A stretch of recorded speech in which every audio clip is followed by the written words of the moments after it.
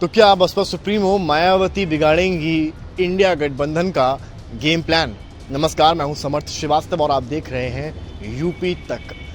करीब 2 साल पहले आजमगढ़ का वो उपचुनाव, जिस उपचुनाव में न चर्चा विजेता की हुई, न चर्चा जो कैंडिडेट हारा उसकी हुई, चर्चा उस व्यक्ति की हुई, उस पार्टी की हुई जिसकी वजह से शायद एक जीत और हार का अंतर बदल गया, या यूं कहें कि जीत और हार ही बदल गई। राजनीतिक दल बदल गए, गढ़ ध्वस्त हो गया और जीते हुए कैंडिडेट की तस्वीर बदल गई।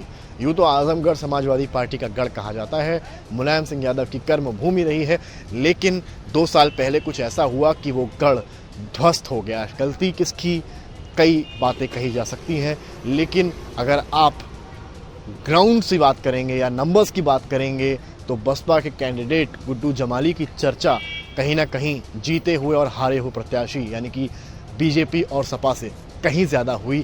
बसपा के चर्चे सबसे ज़्यादा हुए। लाख वोट पाकर वो हार ज़रूर गए, लेकिन उन्होंने किसी कैंडिडेट के हार का अंतर बदल दिया तो किसी कैंडिडेट को बाउंड्री लाइन के पार पहुंचा दिया। गुड्डू जमाली ने एक बड़ा अंतर पैदा किया था और इसी वजह से कहा गया कि बहुजन समाज पार्टी के इस कैंडिडेट की वजह से आजमगढ़ में सपा को हार मिली और धर्मेंद्र यादव को बैक सीट लेनी पड़ी और निरहुआ यानी दिनेश लाल यादव आजमगढ़ से सांसद बने।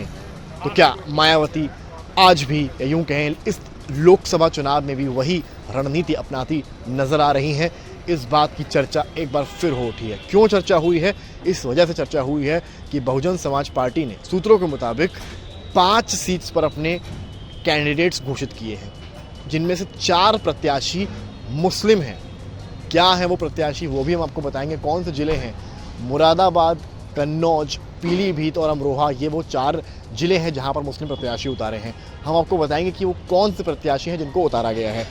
सूत्रों के मुताबिक बसपा ने कन्नौज से पूर्व सपा नेता अकील अहमद को उतारा है, पीलीभीत से पूर्व मंत्री अनिल अहमद खान यानी कि फूल बाबू को उतारा है, अमरोहा से मुजाहिद हुसैन और मुरादाबाद से इरफान सैफी को उतारा है। ये 4 कैंडिडेट्स बहुजन समाज पार्टी ने मुस्लिम उतारे हैं 4 जिलों से। 5 की अनाउंसमेंट हुई है सूत्रों के मुताबिक। हालांकि ऑफिशियल तौर पर पार्टी की ओर से अभी भी कोई अनाउंसमेंट नहीं की गई है, लेकिन जिला स्तर पर पार्टी द्वारा ये बताया गया है कि यही कैंडिडेट्स लोकसभा चुनाव में लड़ेंगे और ज़मीनी स्तर पर तैयारी करिए, बूथ लेवल को मजबूत करिए और बढ़िया से इस चुनाव को लड़िए, क्योंकि बहुजन समाज पार्टी पहले ही ये चुनाव अकेले लड़ने की बात कह चुकी है।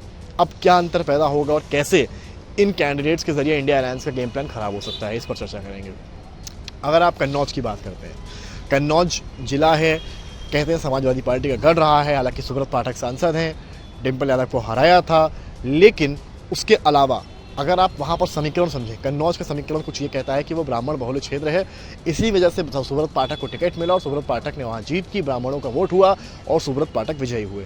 नंबर 2 पर अगर वोट की आप बात करेंगे तो यादव, मुस्लिम और दलित लगभग एक ही संख्या में वहाँ पर आते हैं। ऐसे में मायावती ने आखिर कन्नौज से मुस्लिम कैंडिडेट को क्यों उतारा, इस बात की चर्चा अब हो रही है।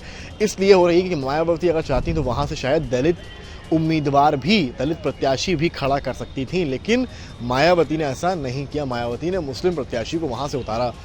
अब कहानी क्या है कि समाजवादी पार्टी वहाँ से अखिलेश यादव को लड़ाएगी, जहाँ तक पूरे चांसेस हैं।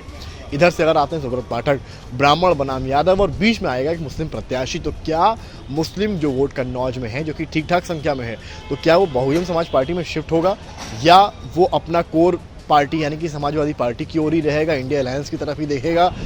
इस बात की चर्चा होनी लाजमी। हालांकि जो अन्य 3 जिले हैं, अगर आप बात करें पीलीभीत का, मुरादाबाद या अमरोहा का, इन तीनों ही जगहों पर मुस्लिम बहुल क्षेत्र हैं और यहाँ माना जा रहा है कि मायावती के पास शायद और कोई तरीका नहीं था और किसी का वोट काटना हो या ना काटना हो, वो अपनी पार्टी का हित सोचेंगी और उनका वहाँ पर मुस्लिम कैंडिडेट उतारना पूरी तरीके से लाजमी समझ में आता है। लेकिन कहीं ना कहीं इस मूव से भी नुकसान अगर किसी को होगा तो वो इंडिया अलायंस को ही होने वाला है, फिर चाहे वो मुरादाबाद हो, चाहे वो पीलीभीत हो और चाहे वो अमरोहा हो। इस बात का अंदाज़ा लगाया जा सकता है कि 5 सीटों में 4 सीटों के प्रत्याशी मुस्लिम्स हैं।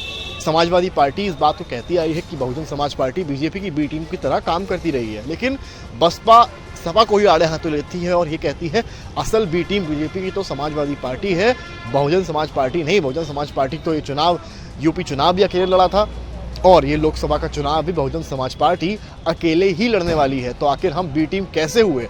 हालांकि एक बात की चर्चा और है कि मायावती क्या कांग्रेस से बातचीत कर रही हैं। हालांकि इन सारी ही बातों का खंडन ट्विटर के जरिए मायावती ने कर दिया है। लेकिन ये जो 4 सीट्स हैं, ये कितना बड़ा रोल इस बार के चुनाव में प्ले करने वाले हैं, इस पर सबकी नज़र टिकी हुई है। क्या इंडिया गठबंधन के पास मायावती के इस गेम प्लान का कोई काट है? क्या कोई तरीका है जिसके ज़रिए इंडिया अलायंस यानी कि सपा और कांग्रेस मिलकर मायावती के इस प्लान को फेल कर सकते हैं, या फिर मायावती के लिए ये केवल एक शुरुआत है, ये बस झांकी है और असली कहानी अन्य कैंडिडेट के अनाउंसमेंट के साथ अभी बाकी है? ये वक्त बताएगा और इस पूरे मामला में इंडिया अलायंस का क्या पलटवार होगा, उस पर नज़र रहेगी। कैमरामैन गौरव के साथ समर्थ श्रीवास्तव, लखनऊ, यूपी तक।